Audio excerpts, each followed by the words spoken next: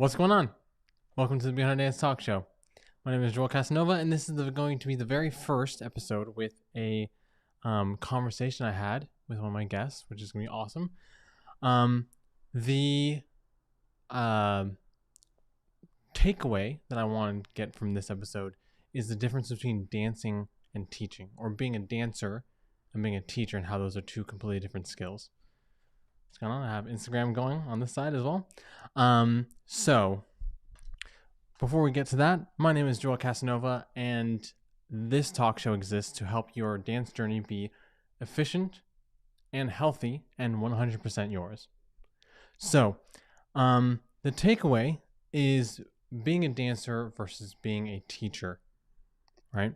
A lot of times people understand that there is a difference, but nobody really goes into what the difference is at all. I was actually watching a talk show, a podcast, where this guy who does dance battles on YouTube, he was basically talking about how he did dancing and he has done performances, but then he started doing teaching, and then he kind of went back and forth.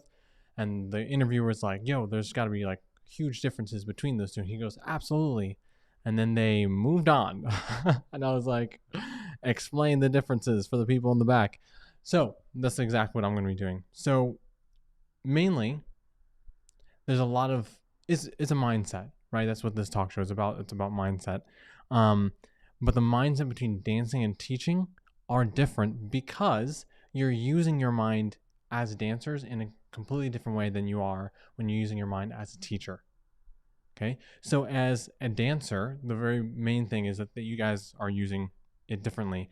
Dancing, you're using your mind-body connection to memorize the choreography. You're memorizing the music. You're memorizing how it's supposed to be done, when it's supposed to be done, so that you can execute it and express it skillfully, right? Dancing is just as much mental as it is physical. Okay.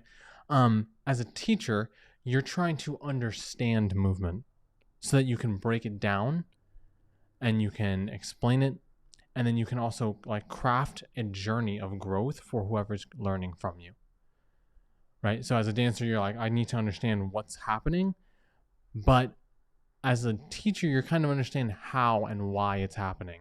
You have to understand it at a much deeper level so that you can explain it to someone else. Because as a dancer, you just need to know it for yourself, which comes to the second point. As a dancer, you're knowing it for yourself versus as a teacher, you're knowing it for someone else, right? No matter who you are as a dancer, if you are learning from a teacher and you're not just teaching yourself, they are explaining it to you in a way, and consciously, subconsciously, you're changing it and rearranging it and translating it so that it makes sense in your head, so that you can express it, again, skillfully, hopefully, right, is the idea. But no one is checking the dancer to see that they're thinking about it correctly. Okay? You're not like checking like, okay, well, you did this specific move correctly, so how are you thinking about this? No one asked that. They're just making sure that the physical movement is being done correctly. As a teacher, how you think about something is much more evident because you're knowing it for someone else, right? You have these 2 points on either side. On one side, you have the skill or the information or the movement. On the other side, you have the dancer. And you as the teacher are being the bridge between these two things. Because for me, I'm trying to make this information, I'm trying to translate this information to you as smoothly as possible. So if I can explain it in a way that makes sense in your head, there's less translating and rearranging that you have to do in your mind, which makes you learn it quicker and makes you learn it really better, and you are able to execute it better depending on if you have the muscle for it, et cetera, et cetera. But the idea is I'm trying to create this bridge because I'm not knowing it for me, I'm knowing it for you, and I'm trying to get you to understand it in a way that is best, in a way that is healthy and efficient, and 100, so that the movement is 100% yours.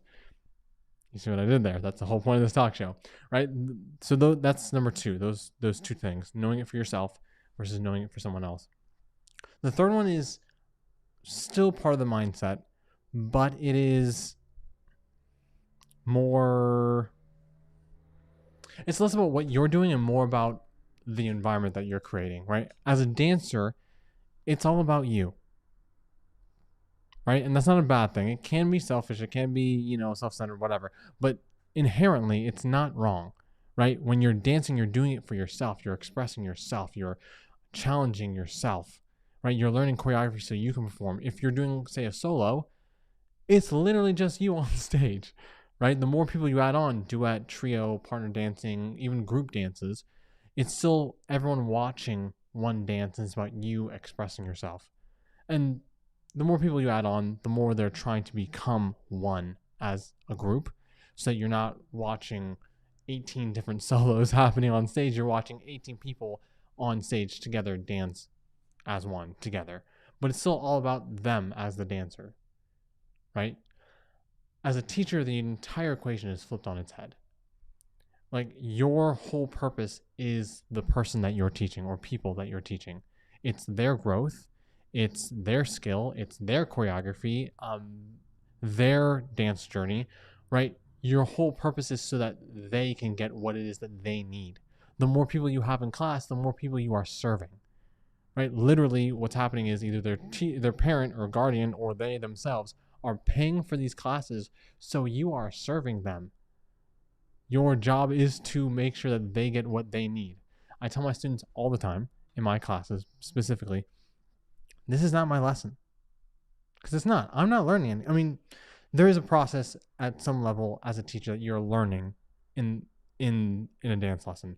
But the general purpose is that they're paying you so that you can serve them.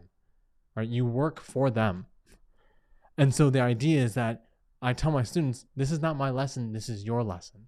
So your pacing, what you need to go over, your questions, your skill level is all baked into this lesson.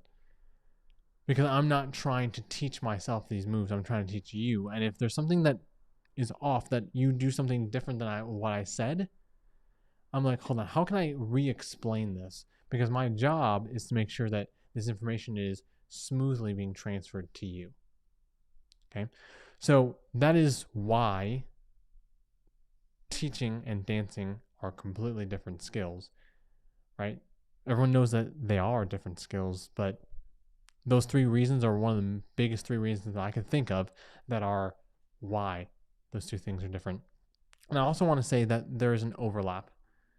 The overlap is that if you are a dancer, having taught or being a teacher helps you learn better, because you can kind of enter the mind of your teacher, and if there are any gaps that are missing or anything that's not said or any dots that are implicitly connected but not explicitly said that they're supposed to be connected, I can jump into your head and be like, okay, I've taught before, I know what they're trying to do, so I can now learn this better and translate that information better and connect dots for myself because I know what it's like to be a teacher.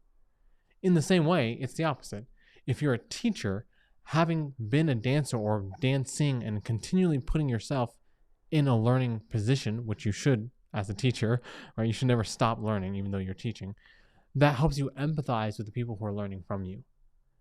You're not just saying, this is the movement and I guess that's how it's supposed to feel. I don't know. I've never done it before. It's like, how do you know this is supposed to be done? Also, on top of it, you're proving the fact that you are a good dancer and a good teacher because you're like, I am a dancer, I have done this. And so you can empathize and work with the movement, work with the student for the movement so they can learn it better. So those things, they're yin and yang in that way. They overlap so that they help each other.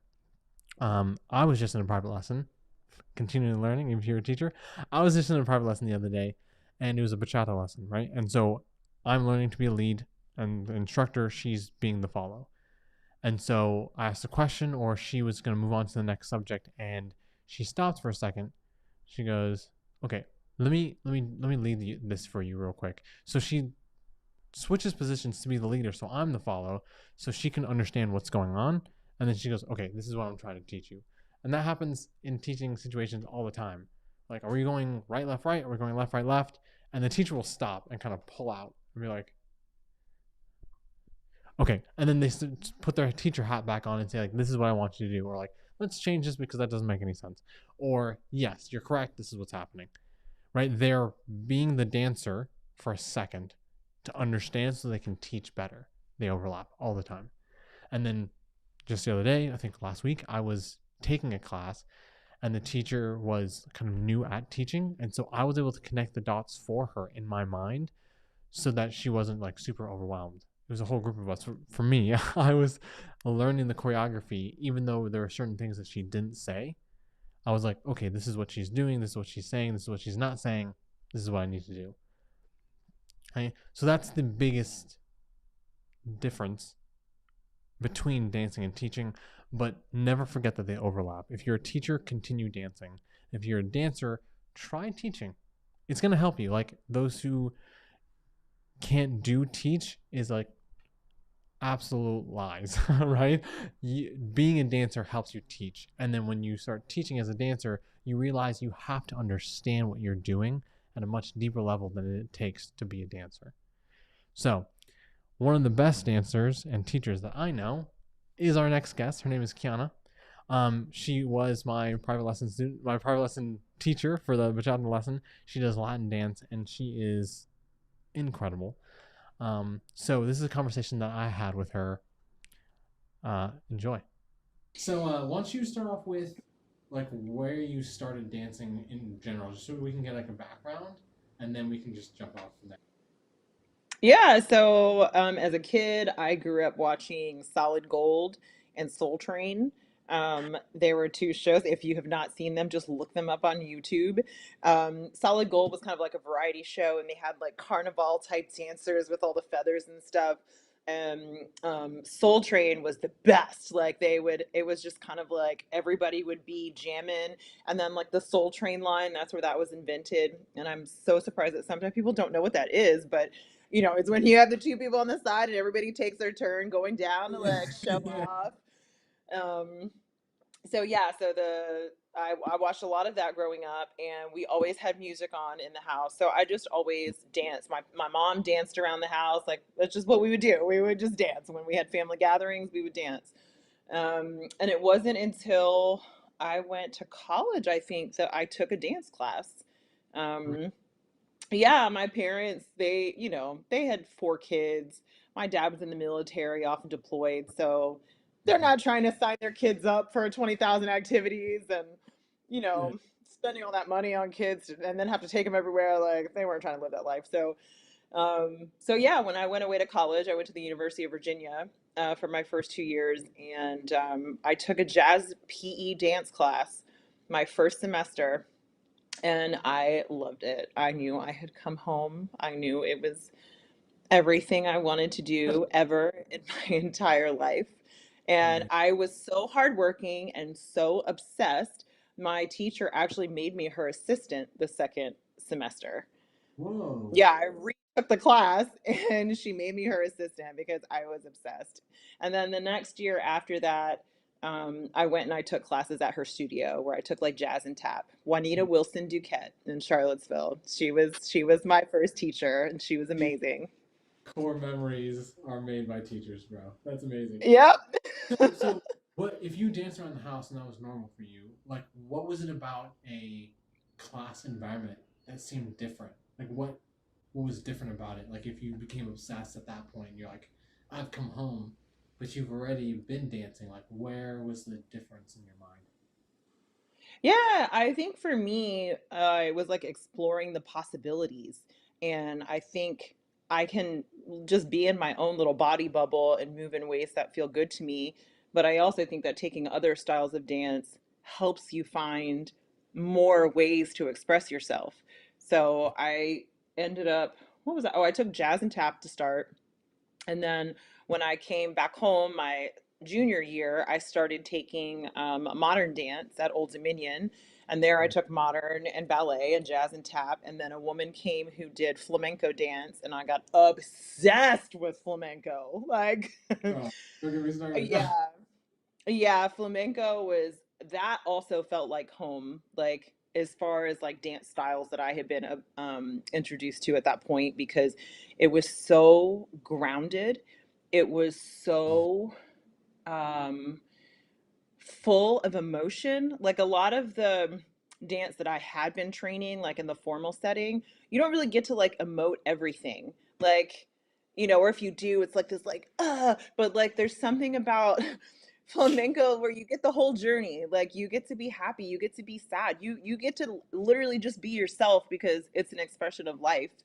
Um, and I loved the rhythms. I loved the tapping. I loved the beautiful nature of just like the wrist movement, and I loved the way that dances like really built to a climax, and I loved the way that the movement was so related to the music and the structure of the music and how the music, the singer and the guitarist all play off of each other. There's something so alive about it that I just loved. So I really got taken with flamenco. Yeah. I'm just gonna pretend for the rest of this conversation that I'm not jealous. I'm not. I'm It's not not too jealous at late. all. You No, too no, can no. flamenco. Keep going. Keep going. You can Oh, flamenco too. like that. That'd be amazing. So Yeah. part of all these styles that are coming together are like just showing you different parts of yourself that you can express in different avenues. But I know you as a teacher.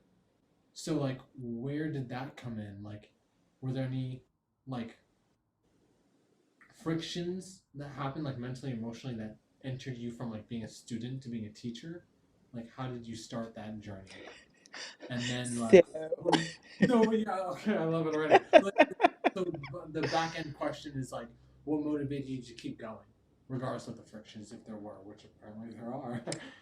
you mean to keep going in terms of dancing or teaching? I guess the transition between I guess the transition. Oh, So like you start dancing and then all of a sudden you start teaching, and that's a different side of you as well, even though it's a different skill in the same way that like flamenco, jazz, modern were all different genres of dance. They're different skills. So like where did the teaching enter, and then like you also now have like as your business, like where was that transition? What happened there? okay. So it's a funny transition. So it started when I was a kid. I always knew I would be a teacher. Like at the Okay. end of the school year, the teachers would print off like any extra dittos they had. You probably didn't have those when you were a kid, but we had worksheets. They called them dittos. And any extras, like, when kids were absent or the printer printed too many or whatever, they would give them out at the end of the year. And sometimes they would even give their like teachers editions of textbooks if they weren't going to use that textbook the next year. So I used to bring home like these teaching supplies, and we had a chalkboard, and I would teach my siblings. I would be on the chalkboard, and I would be teaching. I always yes, I always loved it. I also knew I was going to be a waitress growing up. There are certain things I knew, and I have accomplished my childhood dreams for sure. So, I love um, it. so yeah. So then, when I became my teacher's assistant, my second semester of school, when I took her jazz class again, and she made me her assistant, she actually ended up getting really sick. So I had to leave the class by myself, which was incredibly scary. For I think I did it for like 3 weeks. Oh She had man. been like, Oh, yeah, and that this is in your class class. 3 days a week. And I had to leave this class. Yes. And I was like, You I don't know what I'm have 9 doing, classes. but That's yeah. insane. So I got thrust like pretty quickly being in front of the class. And, at that point, I wouldn't even say that I was teaching. I was just like relaying, I was demonstrating and hoping they'd follow and trying my best to explain it. Yeah. Um, so yeah, so that was how I kind of got thrust into it. And then I actually became a school teacher. So I went on and majored in dance. Oh, And then the year that I graduated, the Salem High School opened up the Visual Performing Arts Academy, and I applied to teach there. I also had like a education minor. Like I had started being a Spanish teacher was what I was going to do when I first got to ODU, and then I changed it to dance because I was okay. like, well, I had a scholarship at UVA and I left that, and when I came to ODU I had to pay for it, and I was like, if I'm going to pay for it, I'm going to do what I want. So I was like, I'm going to do dance. Like I'm gonna do it if I'm paying for it. It's my money. Let's go. Yeah, I'm gonna do what I want. So I went over to their open house and I applied for the position. She called the lady who was the coordinator of the academy. She loved me. She brought me in for an interview, but I was actually going backpacking in Turkey for 3 weeks leading up to Labor Day weekend. So I would have missed like the first 3 weeks of school, like the preparatory time. And that was it was super important because the academy was opening. So they really needed all hands on deck. They needed everyone present. And so I reapplied the next year. They had like a small, excuse me, position open up and I applied for it and I got it. Um, so that's how I started teaching. Yeah, but I had been an algebra tutor before that. I had been a permanent sub for math before that. Like I've always loved teaching. I've always loved being sort of like a conduit to someone going like, "Oh, like," and I'm like, I helped them. Like that gave me like a lot of gratification. Yeah. Yeah. So, So so yeah, so that's how that started. Sorry. And then to switch to go into salsa and bachata and starting my own business. yeah. So I taught for years in the school system. I was like a school teacher. And then I decided that per looking at some of the like more seasoned teachers who were closer to retirement, I was like, I don't think I want this for my life. I was like, I need to have an adventure. I need to not die in my hometown, never having gone anywhere. And, all I did was teach kids from the time that I was a kid. So I was like, nah, I got to get out of here. So I ended up quitting my teaching job. And then crazy enough, I met a man on Match.com and I ended up moving to Miami with him. And I got down there, and that's where I found the job that led me to Cayman. And so I actually became a pastry chef in the meantime, and I did that for a while in the Caribbean. Yes, but getting to where I started teaching, when I was in Cayman, I started dancing with. There was only really like one dance teacher there, and Yeah. he's an amazing dancer. He's a Jamaican guy named Kirk. He's amazing. He did this salsa night at the wharf, and he taught the intro lesson, and it was great. But then I would have a lot of friends who would go to his classes and come away frustrated. And I kept hearing this story over and over again that I would have friends who would go take salsa and they're like, oh, it was so bad. Like, because some people can do, and some people really value teaching and they really value organizing information that makes it into palatable bites that people, because if you understand the learning process, it's all connections. You always want to build off of the thing that you've established previously. You don't want to give somebody 10 new things because then they go into cognitive overload. Yeah. So, and I learned all of that, of course, in my education training, like all of my university classes, and understanding how the mind works, and then even like the motivations and how to deal with people at different stages in life. So Yeah. I saw all these adults who wanted to go for recreation, to go do something fun, to connect with other people, to move their bodies, and they were just so frustrated. So that was when I was like, okay, I started meeting my friends on the top of a parking garage. I was like, look, if you want to learn, I'll meet with you. And we'll just do it for free. Like we'll just meet up there. I was like, we'll meet at this time at this night. We're good. Okay, good. You do is So we you would meet on the do top of a parking bro. garage. That's Because amazing. side note, my old roommate used to dance on the top of parking garages, and I was like, that is genius. I totally copied that from her. It's so amazing. It's just you and the sky, and it's awesome. Highly recommend for anyone who wants to just be free and move their body. So, um, so anyway, so I was like, okay, we'll meet on the parking garage. And the first day we go, and nobody shows up. And I was like, well, I'm not doing that again. Like, now I'm going to start charging people. Like, and I realized that, like, people need to contribute. People want to contribute. People need to contribute. So when I started attaching the slight, I was like, $5. I don't even like you can't even buy like a candy bar in Cayman for $5. I'm like, $5. Okay. Like the slightest donation, just something that says that you care enough to Yeah. contribute. And, oh, excuse me. So then then they started coming, and then I started getting more people because with my educational background, I understood when was too far to push. I understood where was like just enough. And this is the big thing. Like with beginners, it's not about them getting it right. Like if you get, especially adults, if they're not trying to be a professional dancer, if they're not trying in the beginning, you just need to make them fall in love with themselves doing the thing. That's it. They need to feel good. They need to be like, yeah, I did it. Like, you need to like make it incremental. And so often I see teachers who get so obsessed with them doing it right and perfectly in the beginning. And it's like, well, that's not really what the goal is. Like, if you're somebody who, like, this is a pre professional program and we're taking pre professional students, like, Yeah, you know, like if your demographic is, yes, absolutely.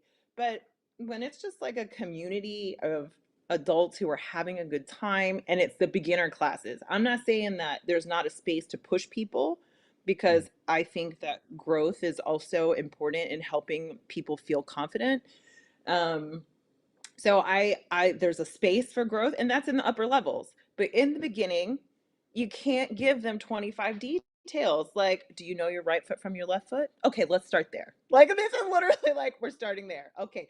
Do you know what it means to tap first step? Okay, we start there. Like you yeah. just you build the blocks and then you can start layering things on top. Mm, But yeah, I've seen so many people get discouraged.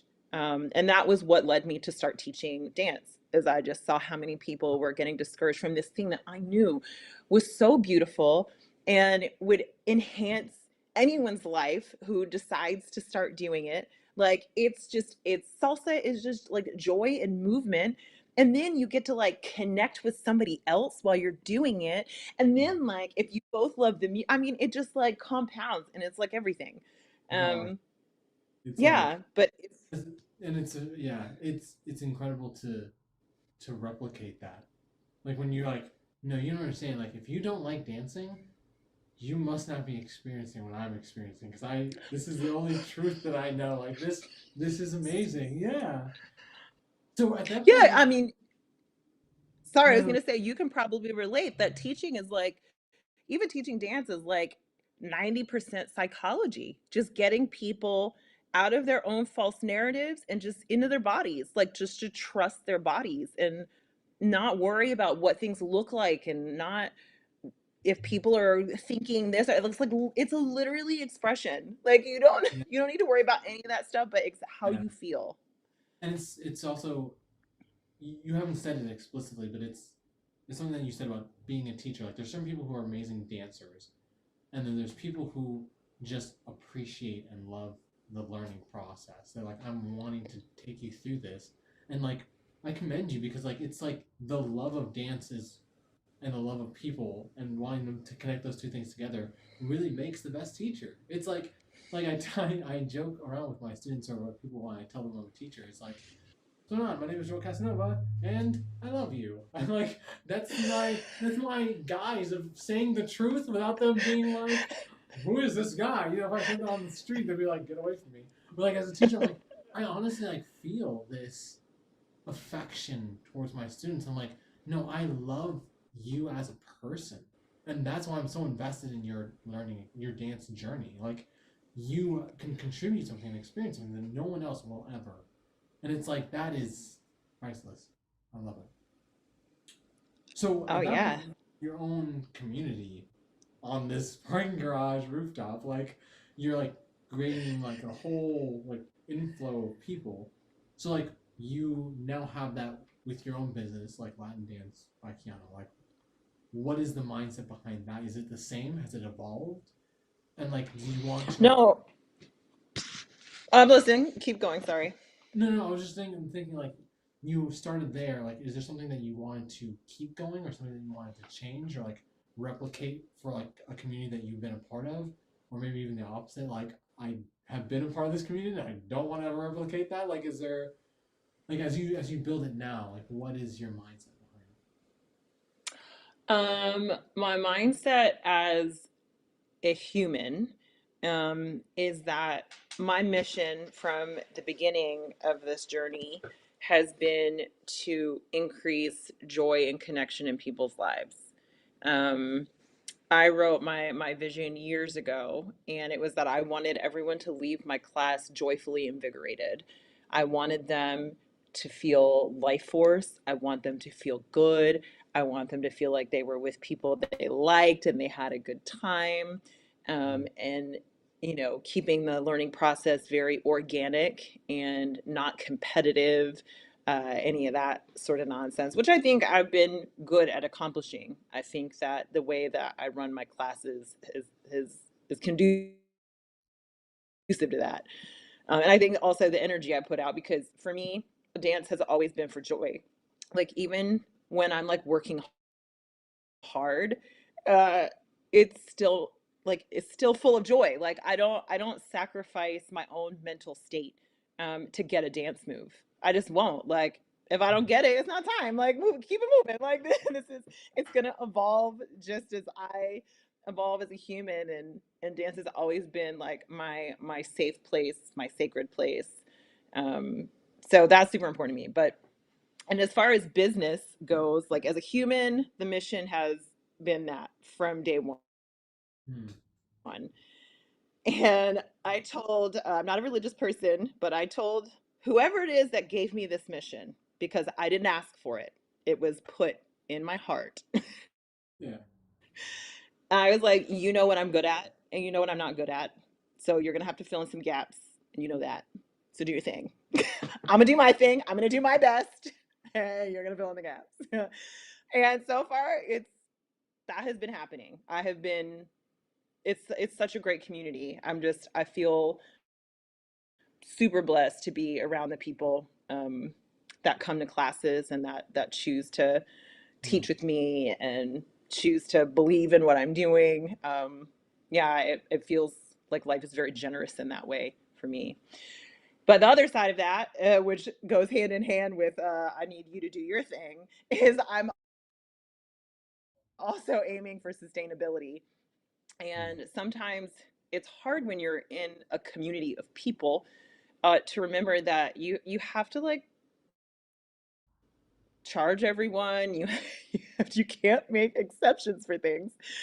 And I'm like, whatever, it's dance. But it's like, no, if we want to keep doing this, there's a certain aspect of sustainability that comes from, like, minding your business. So that's the phase that I'm in at the moment.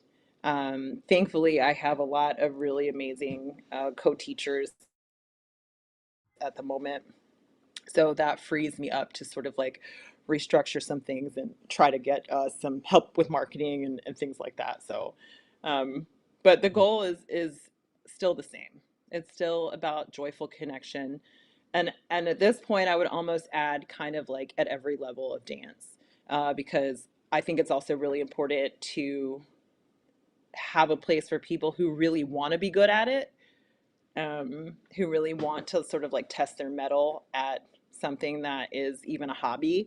Like, I still want them to have a place um, in the community as well. So So with something as serious as well as ambiguous of this person who gave you this vision from such a young age, like, how do you? It seems like not everyone has that kind of concrete. No, this has been a thing. So like, how do you find people, or how do you choose people that you partner with? Right, you have co-teachers that help you with other classes, like even the class I take with you, AJ's in the class and he does the guys while we you do the leads and you do the follows and we come together, and I'm like, how do you specifically, like, everyone sure has a different process, but what is your process like of being like, this person matches this joyfully invigorated vision that I see? great question. Um, I don't know that I was even thinking about people being on brand when I initially picked them, but I'm lucky because Yeah. I think like attracts like, and I think that I was able to find people who were on brand. But I think that, I mean, I would say the main two things that I considered is, one, I wanted people who had a good reputation within the community and who are respectful members of the community. Um, because communities be full of drama. So I wanted people who were sort of like free and clear of that kind of stuff. And two, the other one is I was just looking for people who kind of fill the gaps in things that maybe I don't hold a passion for, or gaps in my content area expertise. Like there's still things that I can learn. And so finding people who can challenge in ways that I can't, um, is definitely a really good bonus. So, and I think too, with my teaching experience and my ability to convey information and explain things in ways that feel, um, um, easy to digest. I think it's good. I think it's good to for me to pair up with people who have done a lot and who know a lot, in salsa and bachata, and then take that information and organize it and give it to students. So those are the main two things. Yeah. So just clean reputation and fills in the gaps. And then I just got really lucky because they're all awesome people too. Super lucky, and I like all of them. And they're on brand, which is great. Yeah, yeah, they're Yeah, on brand. that's awesome. Um, if you could, between the joyful invigorated and the on brand unintentionally people and um, all those things kind of line up together, like if you could only communicate one thing to the community that you've built, what would that be? Like if you knew that they would accept it and you'd be like, I need you to know one thing, what would it be? Um, I love this question. We used to have, when I was teaching, we used to do this style of curriculum writing that had enduring understandings. And how Yeah. you would plan units is it's like, what is, if there's any one thing you can encapsulate in this unit about the classification system of kingdom, philo, etc. What would you want them to remember about this in Yeah. 30 years? Like, what is their enduring understanding? And I think for me, with dance, that it's expression, um, ultimately it's just expression, and all expression is okay. If you're a person who wants to achieve and your dance is expressing your achievement, that's okay. If you want to have fun and your dance expresses your fun, that's okay. But that's what it's there for. It's there for you to express yourself however you want to do that in your movement. I For love me that. it's freedom. Yeah. I need freedom. Yeah, that checks out, especially having danced with you multiple times. That's and it's cool. It's cool. No, at that point, like when you're dancing with someone, you kind of we like we you know that it's different. It feels different because it's a different person, it's a different body, it's a different level of skill. But like when you think of it from that perspective, it's like, oh, I'm feeling like your personality come out with how you're expressing yourself, and you have to kind of like meet in the middle and then like kind of go from one side to the other. That's cool. Oh Um, yeah, like I'm sure because you dance salsa, when you dance with different follows, even they are expressing who they are and how they respond to your communications. Like right. it's really fascinating how much you can learn about a person uh without them ever saying a word. You can see which leads want to have a conversation with you. You can see which leads are just going to take the lead and you're going to do what I say. You can tell their approach to even the most mundane things, through how they communicate with their bodies and their energy. It's fascinating. Yeah, like you said, it's psychology. Have you ever been in an experience where you're dancing with people that don't speak the language? Like there's a literal language barrier? Like they don't speak English. Yeah. Uh, I've, I mean, yes. I've had people who don't speak English very well come to class, and I have also taken classes abroad Right. where I didn't know the language. Um, and that's where you realize that movement is the language, but that's also a skill to be able Mhm. to look at something and replicate it. I feel like you have to have some sort of ability to understand movement patterns in the body to do it well. Any you can copy anything. Like, all right, they stepped on the right foot, they step on the right foot. Like maybe you won't get the fact that it was like this instead of like this, but you'll still do it. But to do it well, I think you have to have like a really good internal sense of different ways of moving the body, and understanding energy, excuse me, energy paths and things.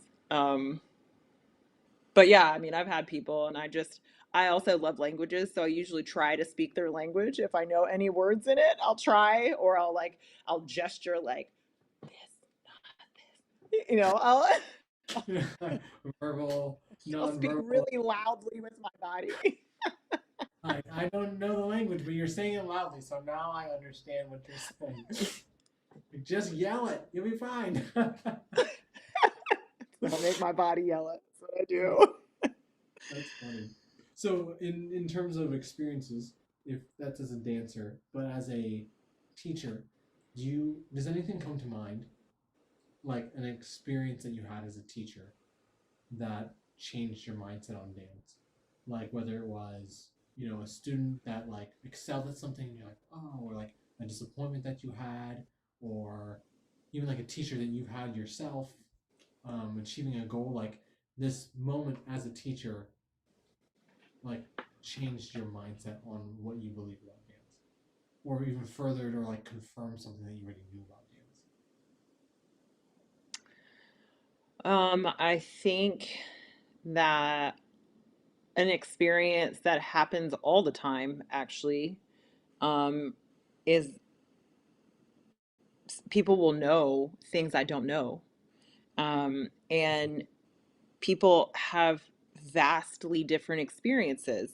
So, somebody who comes from like a martial arts background, I recently had a student who had like fly fishing, and he drew like a metaphor for what I wanted him to do with like a thing he does in fly fishing. And I'm fascinated at the like breadth of human experience, and I think it's always humbling and a good reminder that as a teacher it's not my job to know everything. It's not my job to be like the top of some pyramid. It's my job to introduce them to information to go on their journey. um, and my hope is that they'll take the information and apply it in ways that I'm not even applying it, right? Um, as a teacher, because I don't want them, it's not like math. I don't want them to just regurgitate the arithmetic tables to me. Hopefully, they can start making their own equations, and they can um, make their own word problems, and start playing around with things. This is, I think, my goal as a teacher. So um yeah, I think that's probably one of the biggest lessons, is that teaching, you're learning as much as you're teaching. Like, you're learning about people, you're learning about ways to convey information. Teaching is always a conversation, the same way that they're taking in information. I'm equally taking in information, because I'm like, okay, I told them this thing. Now I'm watching them do this thing. And I'm like, oh, they're not doing what I thought I told them to do. So I need to give more words, or something was amiss in like my explanation, or their Mhm. the execution of this. So I have to go back. And so it's this dance of, always, you know, responding and listening, and you're always making decisions as a teacher based on what is happening in front of you. um, so yeah, I would, yeah, I think just a lot of humbling experience have left me to believe that teaching is learning. It's both. Yeah.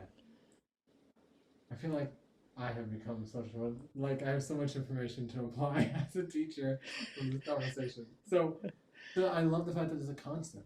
That's not like a highlighted climactic moment. It's like this constant like, oh, I don't know anything about fly fishing, but you obviously do, and it helped you understand this experience. Like that's crazy, you know. Hmm. Uh, it's like an example or like a metaphor, that mental metaphor, like image that he can pull that you couldn't because you didn't have that experience.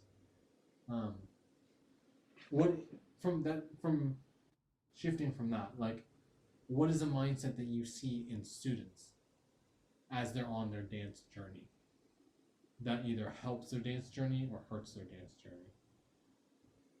I guess that's Ooh. something, especially as yeah, like whereas I mean, without maybe giving names, I don't know, but like it's like keep So, the names have been changed to protect the innocents or whatever. yeah, But right. yeah, like as teachers, we're constantly seeing people, not necessarily students or dancers. Like we're seeing the person, and so it's like I have so many different people with so many different personalities, with so many different mindsets that I'm like, oh, these people are very similar personality type wise, but their mindsets are like opposites. And so I'm really trying to like inform, if I'm trying to like joyfully invigorate them, if I'm trying to like introduce them to this information that they can then fly with, I'm really trying to like touch their mindset. So like what have you seen that really helps or hurts someone's dance journey? Dude, come from that. I mean, the first thing I would say is the concept of blame. And I think that there's a big current in Latin dance where they say, well, if anything goes wrong, it's the lead's fault. Yeah. And so it initiates this sort of like bit of blame. And I have a lot of thoughts on that. I think one of my ex-boyfriend who changed my life, he was a really great communicator, and he said to me once that the communication that you receive is the communication they feel like they got from you, right? So if someone comes back at you with spice, they interpreted some spice from you. And so instead of escalating that, you probably need to go back and be like, oh, wait, what happened there? There was a miscommunication because I wasn't meaning to be spicy. So this is where like sometimes a role reversal comes in handy because a lot of times leads will do something and follows will sense spice. We'll just call it spice for whatever it is. Maybe it's aggression, maybe it's forcefulness, maybe, I don't know, it could be a lot of things. But Mhm. why is a lead being forceful? Why would a lead be forceful? Because he just feels like it? Because he's like, I'm going to do what I want to do. In those cases, they happen. But sometimes it's because the lead's not getting what he feels like he should be getting from a follow. So he goes harder. And I think this is actually one of the things that I would like to be better about is helping leads be more of a leader, meaning like they take charge of adapting to what is happening in front of them. And Mhm. instead of going with more force, like if you've ever been in a crowd and you try to yell over the crowd, you're never going to win. But if you slightly lower your volume and you lower your volume and you get quieter, people will be quiet to listen.